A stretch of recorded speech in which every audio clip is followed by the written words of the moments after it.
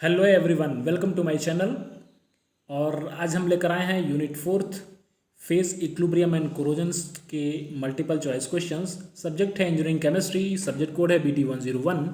और यहाँ पर हम डिस्कस करेंगे 20 MCQs जो RGPV exam, NEET, JEE and other competitive exams के लिए काफ़ी इंपॉर्टेंट होंगे। ये इसका फर्स्ट पार्ट है, फिर सेकेंड थर्ड लेकर आएंगे। टोटल 60 क्वेश्चंस आपको इस चैप्टर से मिलेंगे। तो चलिए स्टार्ट करते हैं फर्स्ट पार्ट 20 MCQs और सीधे चलते हैं क्वेश्चंस की तरफ। Question number 1, Gibbs phase rule for general system. General system के लिए गिब्स फेज रूल क्या होता है? Option A P+F equals to C-1, B P+F equals to C+1, C P+F equals to C-2, D P+F equals to C+2। तो Gibbs phase rule ये actually में जितने भी होमोजेनस सिस्टम होते हैं उसके लिए तो बहुत सारे रूल्स पहले से थे, लेकिन गिब्स ने देखा कि हेट्रोजेनस सिस्टम के लिए कोई भी रूल नहीं है, तो उन्होंने एक रूल बनाया जिसको गिब्स फेज रूल बोलते हैं। और उन्होंने इसको मैथमेटिकल एक्सप्रेशन में डिनोट किया, और वो है D P+F equals to C+2। So the right answer is D. Question number 2. In a single component condensed system, if degree of freedom is 0, maximum number of phases that can coexist. कोई एक single component system है और वो भी condensed system है, तो वहाँ पर डिग्री ऑफ फ्रीडम अगर 0 है तो नंबर ऑफ फेजेस मैक्सिमम कितने हो सकते हैं?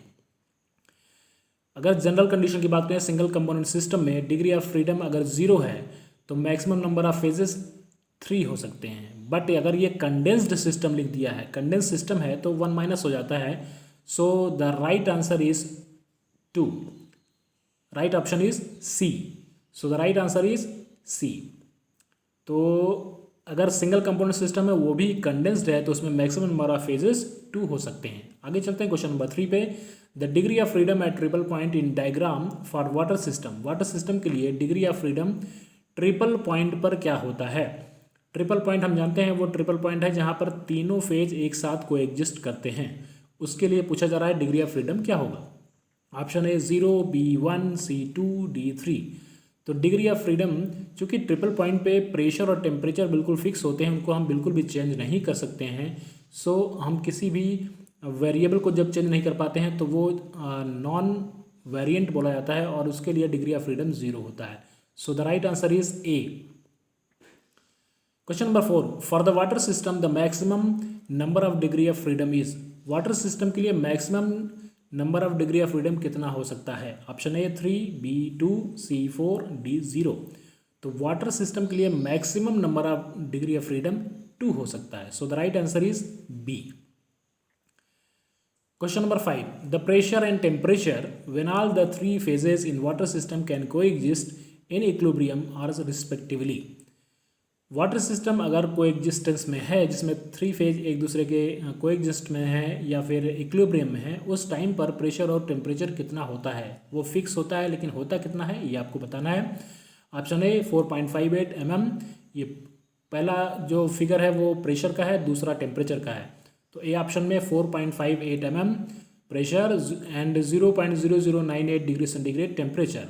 B 4.2 mm and 0.0078 degree centigrade, C 5.2 mm and 0.0065 degree centigrade, D 5.48 mm and 0.0088 degree centigrade। और इसमें जो फिक्स होता है प्रेशर और टेम्परेचर, तो प्रेशर होता है 4.58 mm और टेम्परेचर होता है 0.0098 degree centigrade. So the right answer is ए।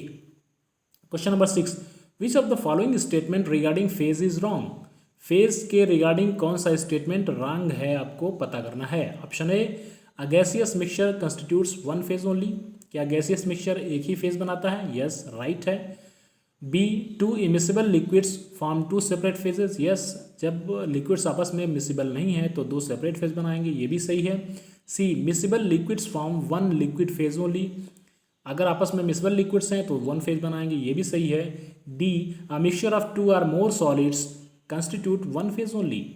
2 या 2 से अधिक सॉलिड्स जब आपस में मिक्स होते हैं तो क्या वो सिंगल फेज बनाते हैं, 1 फेज बनाते हैं? ये रॉन्ग है। So the right answer is D. आगे चलते हैं क्वेश्चन नंबर 7 पे। A system consist of water in contact with its vapour, the degree of freedom is.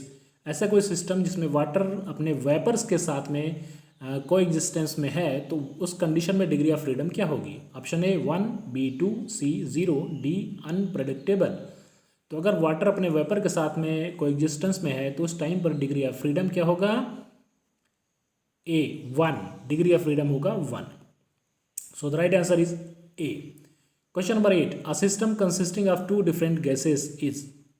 एक ऐसा कोई सिस्टम जिसमें 2 डिफरेंट गैसेस आपस में मिलकर सिस्टम को बना रही हैं, तो उसमें वो किस तरह का फेज सिस्टम होगा? A 2 phase system, B 3 phase system, C 1 phase system, D 4 phase system. अगर 2 गैसेस हैं जो आपस में मिलकर कोई सिस्टम बना रही हैं तो वो 1 फेज सिस्टम कहलाता है। So the right answer is C. Question number 9, at triple point of water system the system is. Water system में ट्रिपल पॉइंट को हम कैसे एक्सप्लेन कर सकते हैं? वाटर सिस्टम के ट्रिपल पॉइंट को अगर हम डिग्री ऑफ फ्रीडम के बेसिस पे एक्सप्लेन करें तो कैसे एक्सप्लेन कर सकते हैं? ऑप्शन ए है univariant, B invariant, C bivariant, D trivariant. तो वाटर सिस्टम में ट्रिपल पॉइंट पर हम जानते हैं कि तीनों फेज एक साथ को एग्जिस्ट करते हैं और उस कंडीशन में वेरिएबल्स जो होते हैं प्रेशर और टेम्परेचर को हम बिल्कुल भी चेंज नहीं कर सकते हैं। यानी किसी भी वेरिएबल में चेंज न कर पाना मतलब जीरो वेरिएंट उसको बोलते हैं। या जिसमें एक को हम चेंज कर पाएंगे उसको 1 वेरिएंट, 2 को चेंज कर पाएँ तो 2 बाई वेरिएंट, और अगर किसी को भी नहीं कर पाए तो उसको 0 वेरिएंट बोलते हैं। तो इस केस में हम किसी को भी चेंज करेंगे तो सिस्टम कोलैप्स कर जाएगा।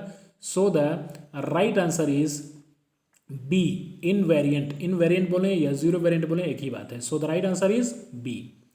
Question number 10, true about phases is. Phase के बारे में सच क्या है, सही क्या है बताना है आपको। Option A gaseous mixture constitutes 1 phase only. Yes, gaseous mixture एक ही फेज बनाते हैं, ये तो सही है। B 2 immiscible liquids form 2 separate phases. 2 immiscible liquids 2 separate phases बनाते हैं, ये भी सही है। सी miscible liquids form 1 liquid phase. Miscible liquids आपस में एक फेज बनाते हैं, ये भी सही है। यानी सारे सही हैं। सो the right answer is D all these. आगे चलते हैं क्वेश्चन नंबर 11 पे। अ water system contain components. Water system में कितने कंपोनेंट होते हैं? वाटर सिस्टम को वैसे भी हम बोलते हैं single component system. Single component system बोलते हैं, इसका मतलब एक ही कंपोनेंट होता है। ऑप्शन देखते हैं, A 2 component, B 1 component, C both, D none. तो राइट आंसर क्या होगा? B 1 component system. Question number 12 लेते हैं। Dissociation of NH4Cl in a closed vessel is a. एक बंद वेसल के अंदर NH4Cl का जो डिसोसिएशन होगा तो क्या कहलाएगा, किस तरह का सिस्टम होगा? Option A 2 component system, B 3 component system, C 1 component system, D 4 component system. NH4Cl जब डिसोसिएट होगा तो 1 कंपोनेंट सिस्टम ही बनेगा, क्योंकि उसमें मिक्स होकर एक ही चीज़ होगी, 1 फेज ही होगा, 1 कंपोनेंट ही होगा actually. So the right answer is C. आगे चलते हैं क्वेश्चन नंबर 13 पे। On increasing the temperature the vapour pressure of liquids. किसी भी लिक्विड का वेपर प्रेशर टेम्परेचर को इंक्रीज करने से क्या होता है? ऑप्शन ए डिक्रीज होगा, बी इंक्रीज होगा, C remain constant, D none. तो किसी भी वेपर के, या फिर हम बोल सकते हैं किसी भी लिक्विड के वेपर प्रेशर टेम्परेचर इंक्रीज करने से उस पर क्या फ़र्क पड़ता है? तो होगा इंक्रीज होगा। अगर हम टेम्परेचर इंक्रीज करेंगे तो वेपर प्रेशर भी इंक्रीज होगा, because temperature and pressure is directly proportional. So the right answer is B. आगे चलते हैं क्वेश्चन नंबर 14 पे। A solid plus a liquid result in a liquid up on heating during reaction। एक solid और एक liquid को जब हम मिलाकर बनाते हैं और वो लिक्विड में ही हीटिंग करने से वो लिक्विड में कन्वर्ट होता है, तो वो कौन सी रिएक्शन बोली जाती है? Option A eutectic, B peritectic, C monotectic, D syntectic. ध्यान से समझिए इस चीज़ को। सॉलिड और लिक्विड को जब हम मिक्स करते हैं in a liquid upon heating, तो वो लिक्विड में कन्वर्ट हो जाए। सॉलिड और लिक्विड को मिक्स करें तो वो लिक्विड में कन्वर्ट हो जाए, कब? हीटिंग प्रोसेस में। तो वो रिएक्शन क्या कहलाती है? वो कहलाती है मोनोटेक्टिक। सी इज द राइट आंसर। आगे चलते हैं क्वेश्चन नंबर 15 पे। A solid plus a liquid result in a solid up on cooling. एक सॉलिड और लिक्विड को जब हम मिक्स करते हैं और उसको कूल करते हैं तो कूलिंग की प्रोसेस में वो रिएक्शन क्या कहलाती है? अभी हमने देखा सॉलिड और लिक्विड को जब लिक्विड में कन्वर्ट हो जाए, कब? जब हम हीटिंग करते हैं तो वो मोनोटेक्टिक होता है, और जब सॉलिड और लिक्विड को कन्वर्ट करें, वो सॉलिड में कन्वर्ट हो जाए, मिक्सचर को लें और वो सॉलिड में कन्वर्ट हो जाए कूलिंग प्रोसेस से, तो वो रिएक्शन क्या कहलाएगी? Option A eutectic, B peritectic, C monotectic, D syntectic. तो यहाँ आंसर होगा बी पेरीटेक्टिक। अगला क्वेश्चन है question number 16, on heating two solid phase results in one liquid phase. दो सॉलिड फेज को जब हम हीट करते हैं उस टाइम पर वो लिक्विड फेज में कन्वर्ट होता है, तो उस रिएक्शन को क्या बोलते हैं? Option A eutectic, B peritectic, C monotectic, D syntectic. इसका आंसर होगा A, option is the right answer. Question number 17, eutectic point of a system and triple point are. Eutectic point किसी भी सिस्टम का या फिर किसी सिस्टम का triple point कैसे होते हैं? ए आइडेंटिकल होते हैं, बी डिफरेंट होते हैं, सी ऑलवेज सेम होते हैं, B D both zero variant होते हैं। तो इसका राइट आंसर होगा डी, दोनों जीरो वेरिएंट होंगे, यूटेक्टिव पॉइंट भी और ट्रिपल पॉइंट भी, क्योंकि यहाँ पर किसी भी वेरिएंट को, किसी भी वेरिएबल को हम चेंज नहीं कर सकते हैं। जब किसी को चेंज नहीं कर पाते हैं तो वो कहलाता है zero variant. So the right answer is D. Question number 18, from phase diagram of water system it is clear that each boundary line represents an equilibrium between phases। जब हम वाटर सिस्टम के फेज डायग्राम को देखते हैं तो ये चीज़ हमें साफ दिखती है कि जितने भी फेज होते हैं उनका एक बाउंड्री फिक्स होती है और वहाँ पर एक इक्विलिब्रियम दिखता है बिटवीन फेजेस। तो कितने फेजेस के बीच में? Option A 0, B 2, C 3, D 1। तो ऑलवेज टू फेज के बीच में बाउंड्री दिखती है। So the right answer is B. Question number 19, a liquid phase produces two solid phases during reaction upon cooling. A liquid phase, एक ही liquid phase है, produces two solid phase, दो solid phase बना रहा है और कूलिंग प्रोसेस में, तो उस रिएक्शन को क्या बोलते हैं? ए यूटेक्टिक, बी यूटेक्टाइड, सी पेरीटेक्टिक, डी पेरीटेक्टॉइड। इसका राइट आंसर होगा eutectic, A is the right answer. Question number 20, a system consisting of a saturated NaCl solution is a component system. एक ऐसा कोई सिस्टम जो सैचुरेटेड NaCl सोल्यूशन है, यानी ऐसा है कि जिसमें NaCl सैचुरेट है, नमक उसमें सैचुरेटेड कंडीशन में है, तो वो कंपोनेंट कौन सा कंपोनेंट सिस्टम बोला जाएगा? ऑप्शन है ए 0, बी 1, सी 3, डी 2।